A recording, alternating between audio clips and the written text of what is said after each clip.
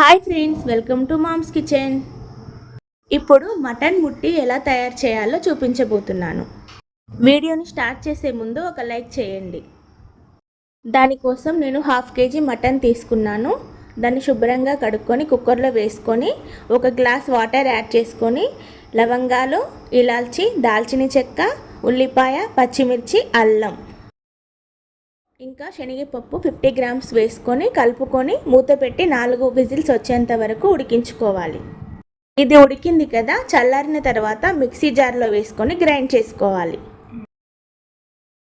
ఇప్పుడు దీన్ని ఒక బౌల్లోకి తీసుకొని 1 స్పూన్ కారం, 1 స్పూన్ ఉప్పు, 1/2 టేబుల్ స్పూన్ గరం మసాలా వేసుకొని బాగా కలుపుకోవాలి. ఇప్పుడు దీన్ని వీడియోలో చూపించిన విధంగా చిన్న చిన్న బాల్స్లా ప్రిపేర్ చేసుకొని పక్కన పెట్టుకోవాలి.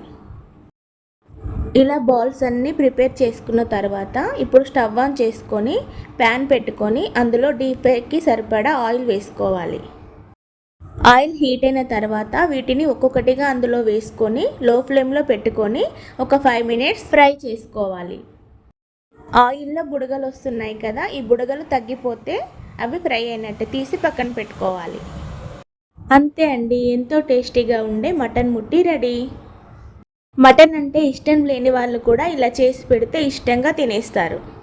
ఇది చాలా బాగుంటుంది, ఒక్కసారి ట్రై చేయండి.